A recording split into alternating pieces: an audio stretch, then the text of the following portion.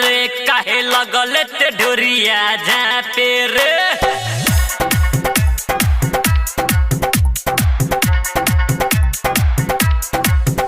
आइले बारे यार कसटा में नाचे रे काहे लगले ते ढोरिया जा पे रे जदी ऐसे जे कर दे लहंगा उठा के कोनो ना सोती ए देश कहां के चलिया हो बंगाल के हियो भैया बंगाल के जब चतारा के छौरा काट दी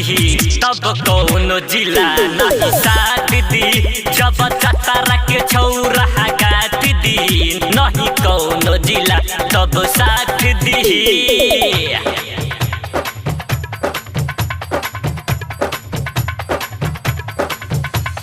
डीजे मनीष रक्सौल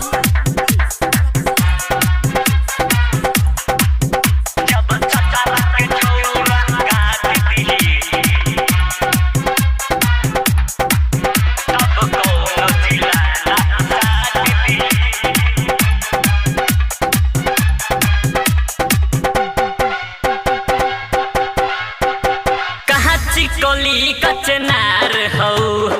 अभी से कतना खिलार हो अभी से कतना खिलार हो अभी से कतना खिलार हो काची कली कचनार हो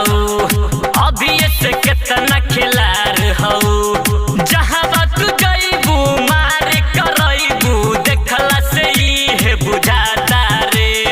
जगह पर जब तोरा जाई रे दर्द न तन को बुझाई रे नेमुआ के रस तोर धइए के कौनो गारती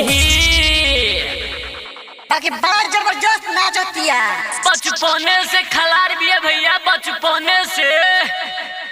जब चतारा के छौरा काट दी तब कौनो जिला नहीं साथ दी जब चतारा के छौरा काट दी नहीं कौनो जिला तब साथ दी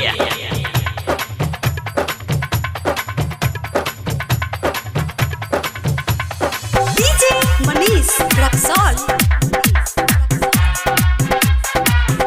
जब चतारा के छौरा काट दी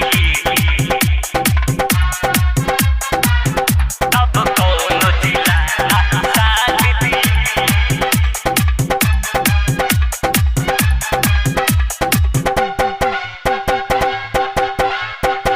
कहत सिंगर विशाल रे कदी तोहर बुरा हाल रे कदी तोहर बुरा हाल रे कदी तोहर बुरा हाल रे कहत सिंगर विशाल रे कदी ही तोहर बुरा हाल रे चतरा के छोरा रंगदार रे करी तोहरे से प्यार रे चतरा के छोरा रंगदार रे करी तोहरे से प्यार रे माही दीवाना लहंगा के पानी तोर झार दी एही से रही मैं चतरा के लइका पागल होई बे सा छोरे के नहीं के भी आज पूरे नाच दे जब चतारा के छौरा काट दी तब कौनो जिला नहीं साथ दी जब चतारा के छौरा काट दी नहीं कौनो जिला तब साथ दी।